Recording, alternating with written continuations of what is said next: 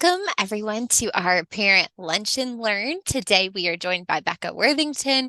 She is our children's librarian at the Imaginon Joe and Joan Martin Center, and she is going to share a great presentation with us today. I'll turn it over to you. Thank you, Elise. Hello. We're only going to be talking about fiction. We're going to focus on picture books and chapter books from birth into middle school with a little bit of YA for teens. YA is outside the realm of the age that I work with, but I have tried to pull some good titles for teen readers. And so there's a wealth of material that we're not even going to begin to scratch. But I did want to, if nothing else, direct everybody's attention to We Need Diverse Books. It's diversebooks.org. So I did not get the books that I'm reading today off of this website specifically, but it is a great resource for parents and caregivers. It is organized by diverse authors and diverse publishers, and they have a goal to imagine a world where children can all see themselves in the pages of a book. And it's about diversifying the publishing industry and promoting literacy and building empathy. Diversebooks.org. I'm going to start off our multicultural books presentation with this month's community read. So all month this year, we are celebrating our community read program, and the picture book is called Thank You Amu, and it's by a Nigerian author named Oge Mora. She is fabulous as a collage artist, and this book, Thank You Amu, is about a grandma. Amu in the Nigerian language means grandmother, and it also means queen. And it is about her sharing her soup with an entire neighborhood. It is a lovely way to highlight the diversity that can exist in any single building of an American city. And I'm going to start the presentation by rattling off a bunch of books that do not specifically refer to one culture, but they talk about a whole bunch of cultures and how wide and expansive this world is. This is a brand new book from end of 2023 by Joanna Ho called Say My Name. It has gorgeous artwork, and it introduces kids to children that are Chinese and Tongan and Persian and Navajo and Mexican and Ghanaian from various descent as they proudly celebrate their names and their languages and their culture. It does come with a pronunciation guide at the end, and the last line of the book is "Say my name, anything less is not me." You can see these beautiful pictures in the book. Then there's also this new book, 2023, called I'm From, and it's by Gary R. Gray Jr. It follows one little boy as he answers the question, "Where are you from?" And the answer is not as simple as a street address. He is from handcrafted blankets and pan-fried bologna and Boy You Better Hurry Up and Foursquare and Hoop Dreams, and it invites readers to think about the special ways of defining where they are from. Remember won a ton of awards last year. It is by the poet laureate Joy Harjo, and the Caldecott medalist Michaela Goad did these beautiful pictures. The poem is "Remember the sky you were born under, know each of the stars' stories, remember the moon, know who she is, remember the sun's birth at dawn." That is the strongest point in time. The author and illustrator are both Native Americans, and this book encourages readers to reflect on family, nature, and their heritage. This book, We the Curious Ones, is a new book that has artwork like I've never seen before in my entire life. The words are by Marion Dane Bauer. She's written over 100 books, and the illustrators, Hari and Dipti, are a husband and wife artist duo based out of Mumbai who work with hand-cut paper and light. So this book came out a couple months ago. Since the beginning, humans have created stories about the universe, from early mythology to modern day science. It's a really long journey, and I wanted to show you some of this gorgeous cut paper artwork. And so much of our galaxy remains a mystery, and so who knows what we will believe tomorrow. This is some of my favorite artwork that I'm going to get to show you today. And When the Sky Glows it's from 2022, also a new book, and it features times when our sky glows from lightning storms and rainbows and solar eclipses and full moons and volcanic eruptions and mating fireflies and meteor showers and auroras. The sky glows. It's a beautiful celebration of the world. One of the best refugee stories that I've ever come up with in my entire life is this one. It's called Lubna and Pebble by Wendy Medore, and the pictures are by Daniel Igneous. It subtly addresses the refugee it's set in a specific place in the world. And it starts off talking about how Lubna's best friend is a pebble. She and her father arrive by boat on this strange beach to live in a city of tents. And the pebble listens to her stories. But when a new boy comes, she has to decide if friendship means giving up the one item that gives her comfort during a time of utter uncertainty. It will make you cry in a good way. It's beautiful. Other stories that would fall into this category of multi-ethnicity would be from the author of Dear Black Child. There's this 2024 book that just came out a couple weeks ago called Dear Muslim Child. So hopefully this is a series that's going to go on. It's by Rama Rada. And the author is from Somaliland and the illustrator is Palestinian. It is an ode to Muslim children all over the world and is a really joyful celebration of Islam with nice, warm illustrations. We Are All Under One Wide Sky was from 2021.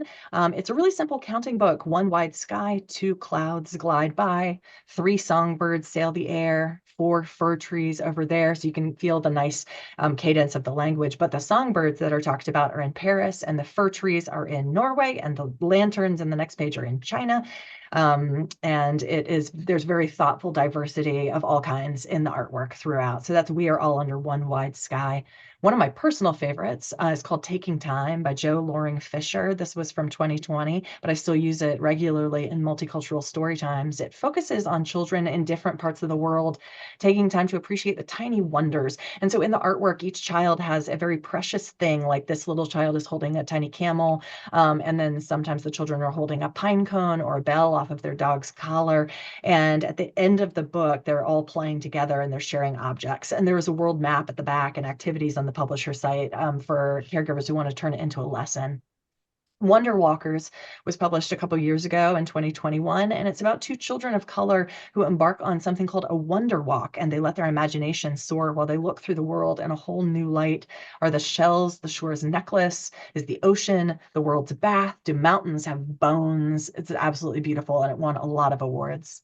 This one just came out last week. So we found it this week. It's called Hello, How Nuwa Created the World. And so this is inspired by the Chinese creation myth that the author, Viola Wang, learned from her grandfather. A long time ago, when the world was young, there was only one person on earth, and her name was Nuwa. She had plenty to eat and drink, and she played with all the creatures of the world, but she was lonely. So one day she fashioned a friend out of a bit of soft mud and said, hello. And it said hello back, and the world changed with one word as she built all of these mud creatures, and they found their own homes. So that book is lovely. And this is not a new book, but it is one of my favorites because it uses so many language. It's great for younger kids. This is called Say Hello by Rachel Isadora. This is about a little girl named Carmelita and her mama as they walk through the streets of New York with their dog Manny. And they visit Abuelita Rosa. And on their way, they say Buenos dias at the bodega, and they say Konnichiwa at the Japanese restaurant, and Bonjour at the patisserie, and Al Salam Alaikum at the halal butcher, and so much more. It's got a lot of language, really, really friendly pictures. And this is my favorite to do with school age kids for ages 5 to 11. When I do world travel programs, I often use this one. It's called Du is Tak by Carson Ellis. And it is about these little bugs that are wearing very fancy outfits, and they are conversing in a language that no one in the room speaks. They point at this plant and say "Du is tak," which we imagine means "what is that?" And the other one says "manasut," which we're guessing means "I don't know." And then they continue to explore and talk in this language, and you can translate the whole book using context clues with the kids, and they love figuring out what this language is.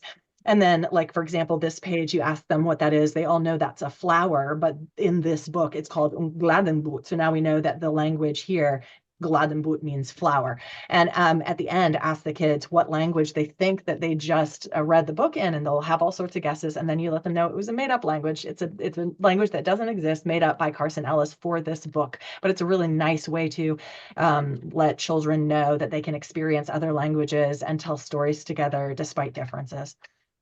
So from here, I am going to move into some older kid books. We're still going to look at some picture books, but we're also going to move into chapter books. And I'm going to break these apart through the lens of the Own Voices movement. So if that is not a familiar movement to you, Own Voices was coined in 2015 by a YA author, and it refers to books that are about characters from underrepresented and marginalized groups where the author shares that identity.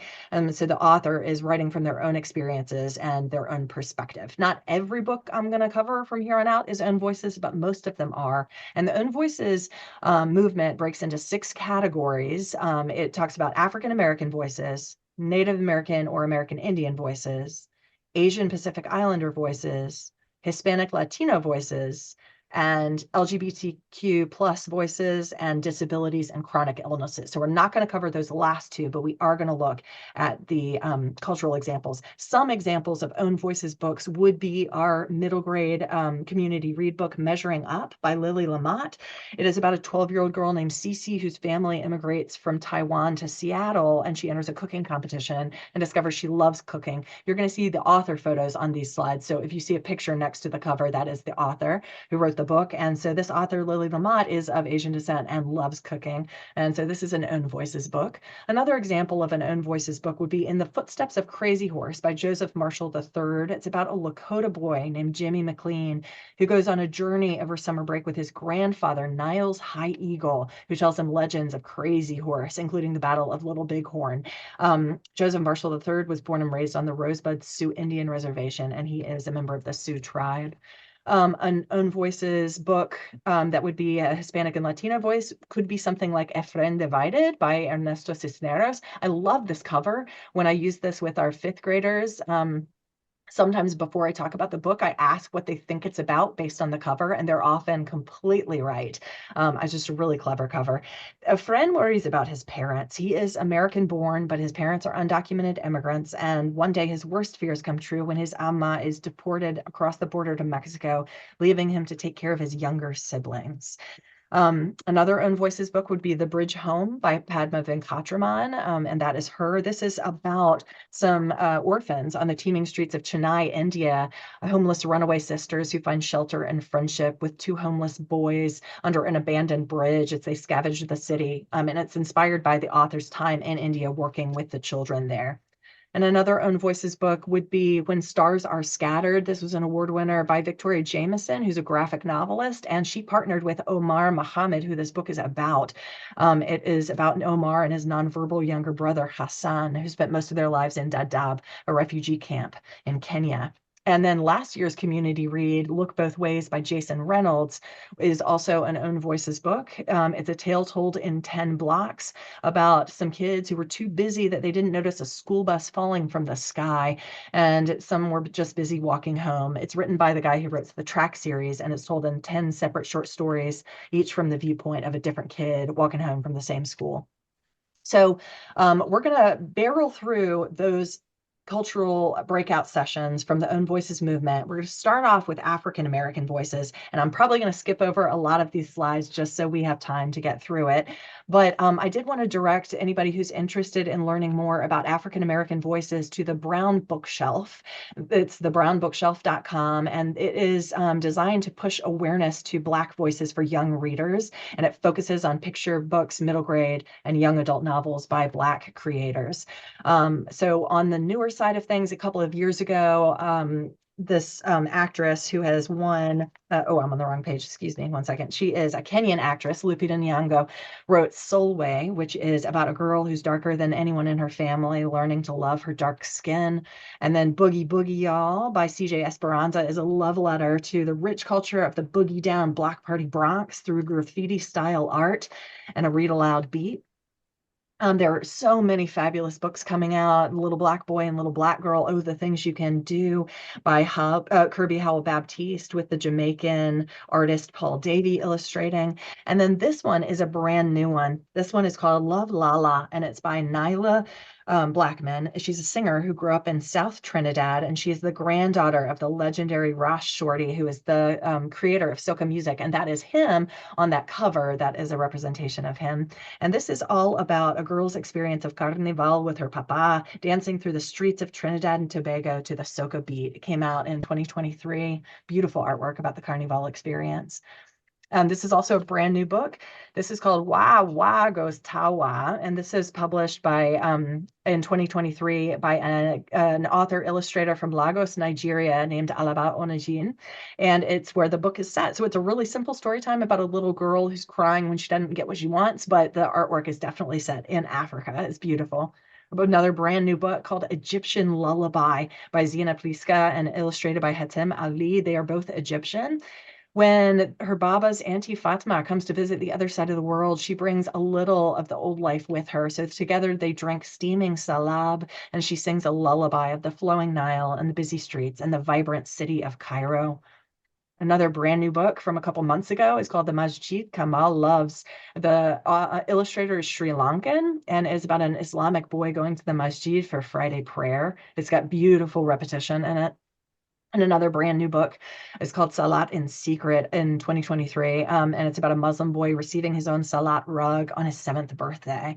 So those are two we love. This one is only a couple of weeks old. It's called The Gabi that Germa wore. And this is written and illustrated by Ethiopian authors and illustrators, and it was just published in 2024. It has a glossary at the back for the Amharic words that you might not be familiar with, but it's the story about an Ethiopian gabi, which is a traditional piece of cloth that is made of cotton and woven on a hand loom. And I just want to give you a taste of these beautiful illustrations. Going back to Rachel Isadora, she has some great books that are for younger kids that are set in Africa. I Just Want to Say Goodnight.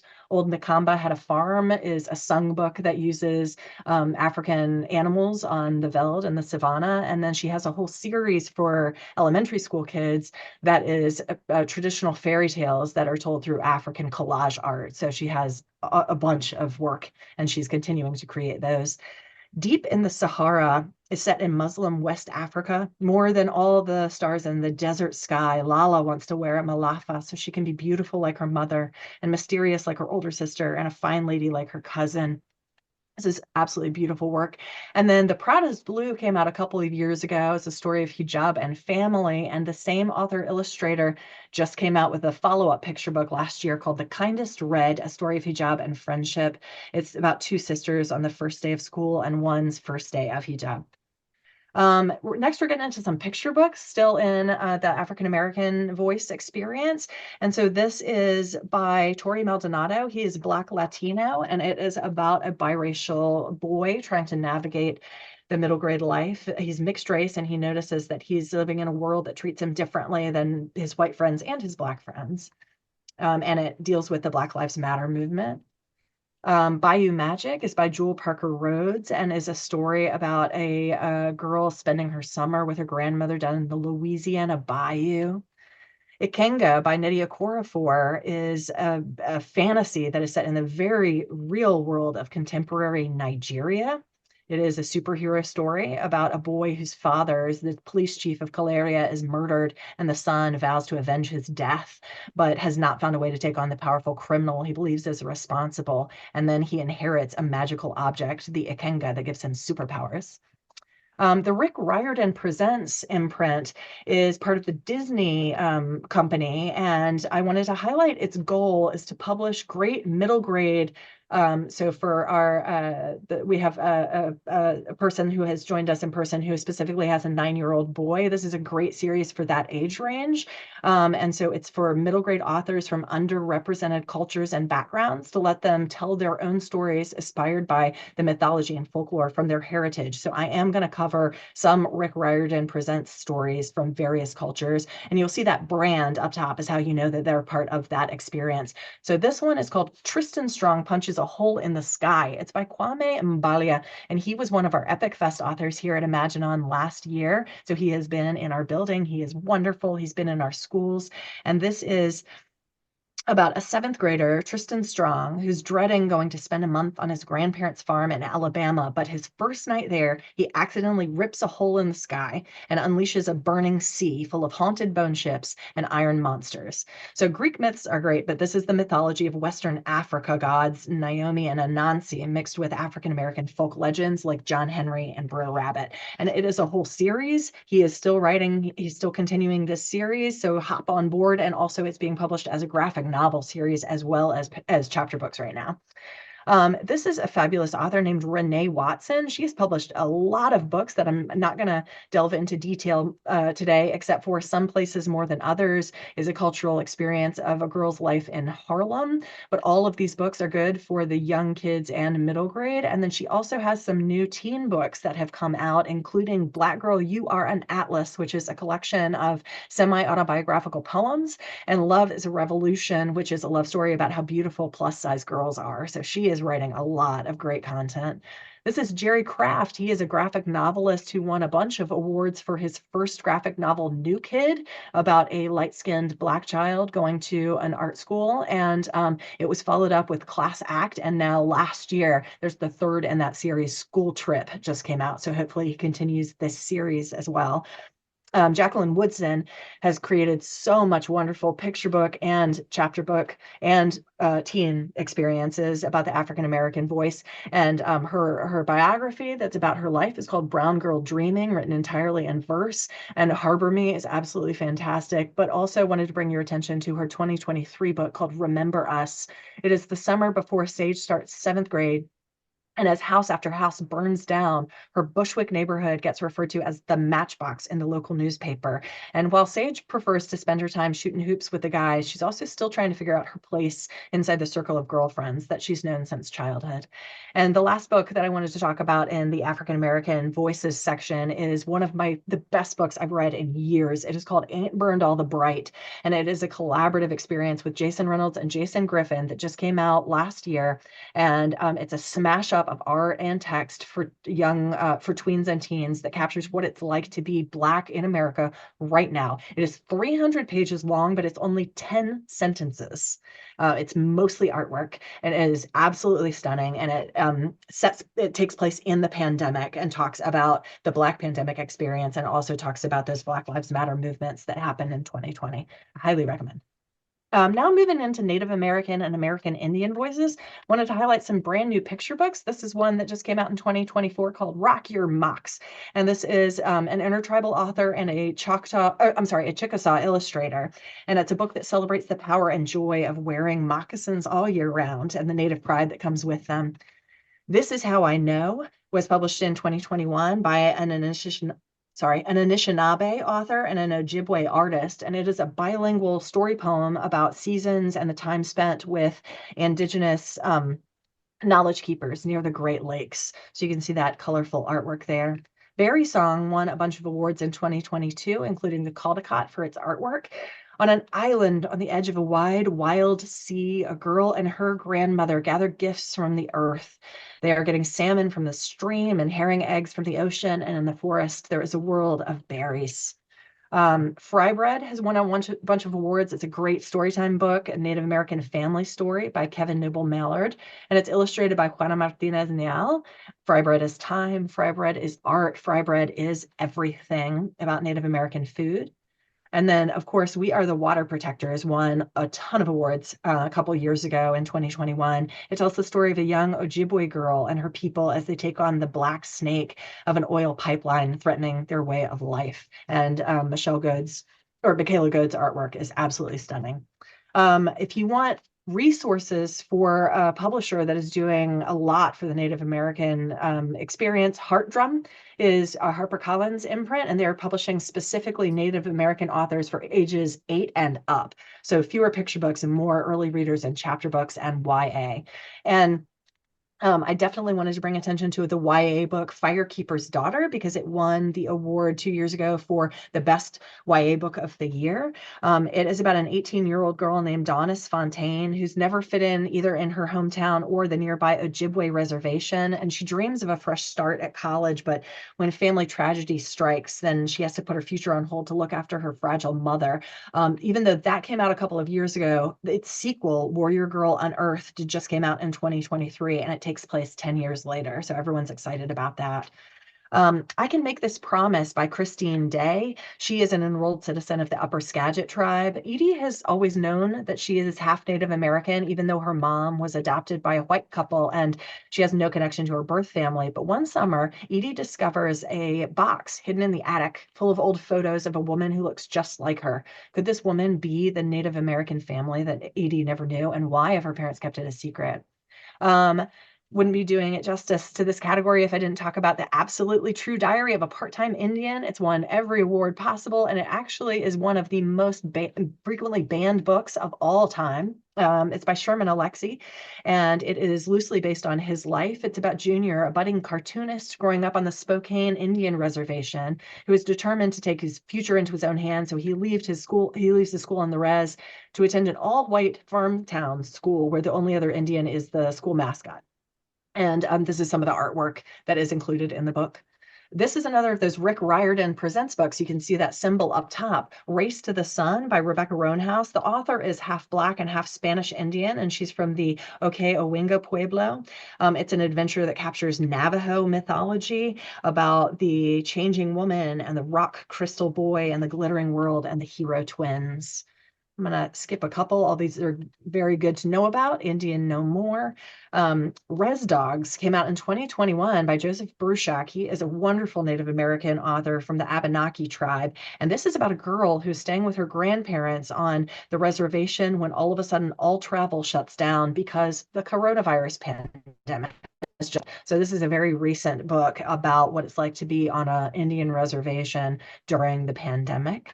And then this is a collection called Ancestor Approved Intertribal Stories for Kids that is a part of that Heart Drum imprint that I mentioned earlier. And it's a collection of stories that celebrate Native pride set against the backdrop of a high school gym powwow.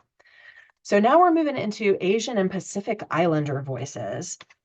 And we're going to talk about some that are classics that are not new, that are our favorites for story time. Kabir and Sarisa Segal are a mother-son team that write a bunch of terrific picture books like The Wheels on the Tuk-Tuk. You might recognize the tune as the wheels on the tuk-tuk go round and round, and the people in the street jump on and off, and the tuk-tuk riders eat papadappadams. It's absolutely beautiful and really easy and fun to sing.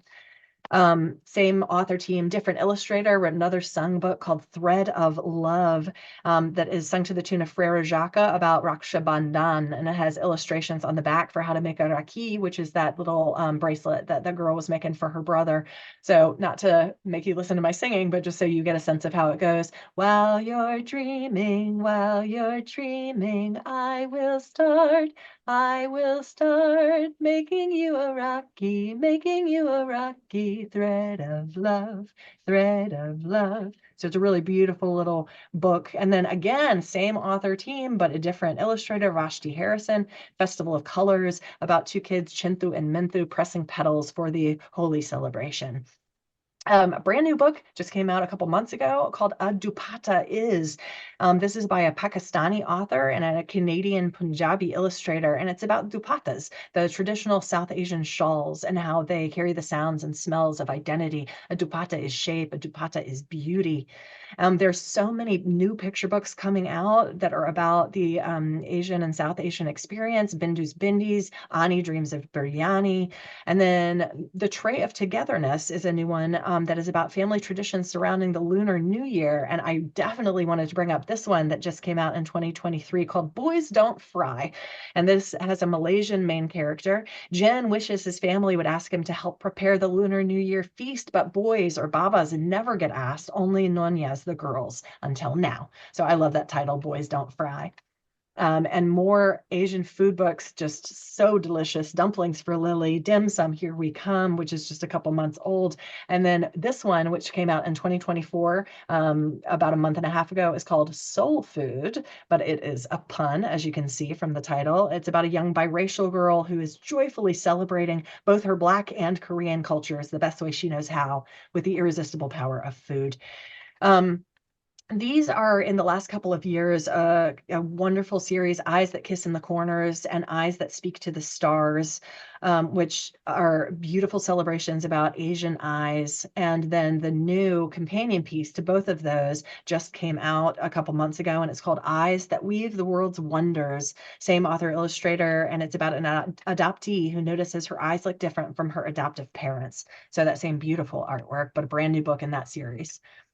This is one of my favorite books that I've discovered in years. It's called Gibberish. It came out in 2022 by a debut author illustrator named Young Vo. And it is about a young boy, an outsider named Dot, who does not know English, coming into an English speaking school. And I wanted to show you some of the artwork because none of us have ever seen anything like this. It starts off with only Dot being in color and only being in realism. And the world that he's in is this black and white cartoon world. You can see here that the words are falling out of his book and his words broke. But then he makes one friend, and you can see that she is still in that other style of art, but is absorbing his color, and she's translating the gibberish words that are just those symbols, and they're slowly becoming English words. And then, spoiler alert, but by the end, the artwork looks like this, and it is a beautiful, beautiful immigrant experience story. This is another brand new book that is called I Can Be All Three. That's the author and the illustrator. It's Multicultural Day at School, and a young girl wonders how best to tell the story of who she is. Should she tell about the marigolds and mangoes and stories of India from her father, or the fairy tales and cuckoo clocks and German tales of her mother, or cheeseburgers and superheroes and American traditions like she has now? And she decides that she can be all three. And then I wanted to bring up Golden Domes and Silver Lanterns, a Muslim book of colors, because that author and illustrator team, the author is Pakistani, Hina Khan, and the illustrator is Iranian, Merdok Amini. They have these beautiful concept books for kids. Blue is the hijab mom likes to wear. It's a scarf she uses to color her hair, to cover her hair. They all have that beautiful rhyming rhythm and those nice artwork. The second book in the series was Crescent Moons and Pointed Minarets, a Muslim book of shapes. And they have just come out last year with a third in the series called One Sun and Countless Stars. So that is a Muslim book of numbers. So we're very excited about those. And then that author, Hannah Khan, has written countless books for all the age groups up into adulthood about people that look like her, including More to the Story, which is her retelling of Little Women with Pakistani American sisters. And then this one is not out yet. It's coming out in 2024. But this is called Our Door is Open. And this is a novel of interconnected stories that celebrate the diversity of South Asian American experiences in a local community center. And you can see all of those participating authors, 11 different voices. If you'd like something that is early, like easy readers and early chapter book, this is a great author to know about. This is Sadia Faruqi. She was one of our Epic Fest authors last year, and she is writing a ton. She has this series called the Yasmin series. It has 16 books in it so far and is still going strong. And that's about a second grade girl who's from a Pakistani American family. And then if you want a slightly older series, she has these early chapter book series that she just started in 2022 called Maria Khan. And it starts with book one, Maria Khan and the Incredible Henna Party. So she's a great author to know about. And I'll just breeze through some of these. This is Unsettled by Reem Faruqi, and it's about a girl named Nura whose family moves from Karachi, skipped, from Karachi, Pakistan to Peachtree City, Georgia, and she just wants to blend in, but instead she stands out. This is called Other Words for Home by Yasmin Verga, and she had never thought she'd be leaving her beloved older brother and father behind all the way across the ocean in Syria. But when things in her hometown start becoming volatile, Jude and her mother are sent to live in Cincinnati with relatives, and that starts to feel very, very different. There is The Dragon Warrior by Katie Zhao, which is a Chinese American author about a girl who's born into San Francisco's elusive Jade Society and longs to become a powerful warrior. And it takes place in the New Year parade in Chinatown in San Francisco. There's Stand Up Yumi Chung by Jessica Kim. On the outside, Yumi Chung suffers from shy girl problems, a perm gone wrong, kids calling her Yu Meat because she smells like her family's Korean barbecue restaurant. But on the inside, she is ready for her Netflix stand-up special, and she gets a chance to go to a comedy camp for kids. Blackbird Fly is from a Filipino author. It's about a 12-year-old Filipino girl who's voted the third ugliest girl in school. How cruel is that? And her life falls apart. Boys bark at her in the halls, and a rumor spreads that she eats dogs for dinner, but music is her only escape. All she needs is money to buy a guitar, and she thinks things will be so different. This is an author, Karuna Riazi, who is the first Muslim American author to publish chapter book for kids with characters like her, and she has a lot. I just wanted to focus on these. This is The Gauntlet and the Battle. It's kind of like Jumanji, where the kids go into a board game. For YA, A Faux Love Story by Lone Lee came out in 2021. It is a funny, smart romantic comedy in which two Vietnamese American teens fall in love and navigate their relationships in the family's old feud about their competing neighboring restaurants. And Meet Me in Mumbai. It's an amazing YA story from 2022 about a girl far from home who's faced with a choice that will change her lives forever. That's by Sabina Khan. So now we're moving into Hispanic and Latino voices. I'm very excited about this section. There's some great new stuff. I wanted to start off by highlighting the books by Susan Middleton Elia, and they are all illustrated by different people, but we use her books a lot in our programs. I use them in bilingual story times all the time. She takes traditional fairy tales and folk tales and makes them bilingual. This is the Three Billy Goats Buenos. So you can see the Spanish words are bolded and the rest of it is in a nice rhyming rhythm in English, but they're bilingual stories like Rubia and the Three Osos, La Princesa and the Pea, Little Roja Riding Hood, and La Madre Goose, which is illustrated by Juana Martinez Nial. She's a Peruvian illustrator, and she has an author illustrator book that she wrote and illustrated that is called Zonia's Rainforest. So this is a sweet child-friendly picture book about the telling of the Amazonian rainforest being in trouble. And it's really lovely read aloud and really well done. Another new book by a Latino author, or rather, the author is actually not Latino.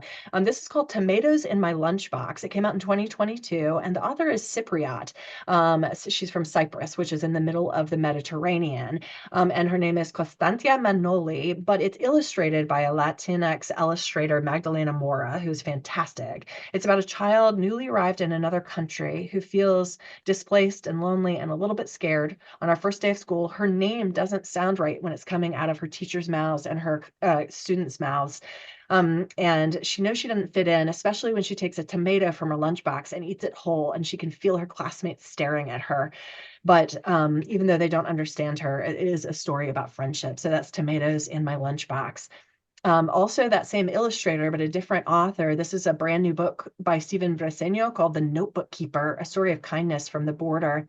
Based on true events, this inspiring story follows a mama and her daughter who are denied entry at the US border and have to find refuge. Have to find the refugee that is in charge of the Notebook, which is an unofficial ledger of people waiting to cross into the US. And that is what the illustrations look like in that nice and soft and beautiful kindness story. Plátanos Are Love is another new book from 2023 by a Dominican author, Alyssa Reynoso Morris, and the illustrator Maria Raman was born in Trinidad and Tobago. This is what the author looks like, and it sounds like this. Abuelo says plátanos are love. I thought they were food, but Abuela says they feed us in more ways than one. This is a picture book that talks about the way that plantains shape Latinx culture and community and family. And going into some chapter books, we have The First Rule of Punk by Celia C. Perez. Her first day at a new school, 12-year-old Maria Luisa violates the dress code with her punk rock look, but her dad tells her, remember, the first rule of punk is be yourself. So she starts a band of misfits, and they stand up to the anti-punk school administration. Ghost Squad is by Clarabel Ortega, and she is Dominican. This book is compared kind of to the movie Coco. The back of the book says, be prepared, respect the dead, always have a cat. And I'm not going to tell you much about this plot, just to say that there is a tabby cat named Chunk, which I think is the greatest name for a fat cat ever. By the author who did last year's community read, The Epic Fail of Arturo Zamora, comes Marcus Vega Doesn't Speak Spanish. This is about the author is Cuban and he spent a lot of time in Puerto Rico. Marcus Vega is 6 feet tall, 180 pounds, and the owner of a premature mustache. When you look like that in the eighth grade, you are a threat and a target. And after fighting at school, leaves Marcus facing suspension, his mom decides they need a change, and she takes him to Puerto Rico for a week with relatives they don't remember and have never met. And Marcus, though, can't focus knowing that his father, who walked out of their lives 10 years ago, is somewhere on the island. Santiago's Road Home. This is by Alexandra Diaz. She's the daughter of Cuban refugees. Santiago lives in Chihuahua, Mexico, with his abusive abuela. And one day he decides he's just not going to go home. He has met a kind woman named Maria Dolores and her young daughter Alegria, and they help Santiago decide what comes next. He is going to accompany them to El Otro Lado, to the United States. And they leave with very little, just backpacks full of water. And they travel together. It's going to require trust from all parties, but none of them realize that the journey through Mexico to the border is just the beginning. This is another Rick Riordan Presents. You can see that logo up top. We love these series. This is Sal and Gabby Break the Universe. There are more books in this series. They're still being published by Carlos Hernandez, but this is the first book. Sal can conjure things. This is about Cuban culture, I should say. Sal can conjure things, and Gabby is one of the only people who knows it. They decide to work together.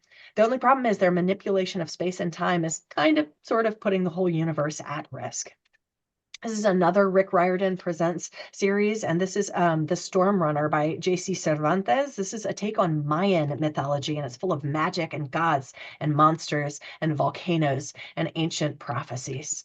And the last book I wanted to talk about in the Latino Voices section is Us in Progress, which is short stories about young Latinos. The Lulu Delacre, who is the editor, she was raised in Puerto Rico to Argentinian parents, and she has collected stories about young Latinos living in the US. So I have barreled through everything. I'm more than happy to go back and talk more about anything or to answer further questions. But the last thing I wanted to bring up is resources for parents and educators. Going back to the website I brought up at the very beginning, diversebooks.org. There are all sorts of resources on that website. And they also, We Need Diverse Books, have published anthologies. So if your kid doesn't know what they're interested in reading, but they want a taste of a lot of different diverse authors' voices, there are several anthologies that We Need Diverse Books has published. One of them is The Hero Next Door, edited by Bemi Rude Perkovic, who has been an Epic Fest author here at Imaginon. And then there is also Fresh Ink, is a YA collection, an anthology that has been published by We Need Diverse Books. Flying Lessons and Other Stories is for younger, like middle grade authors. It's an anthology, a collection. And then their most recent anthology is called A Universe of Wishes. And so I hope that you are able to find something that you think is beautiful and amazing and wonderful among all of those titles that we've talked about. And if you have any questions, please let me know.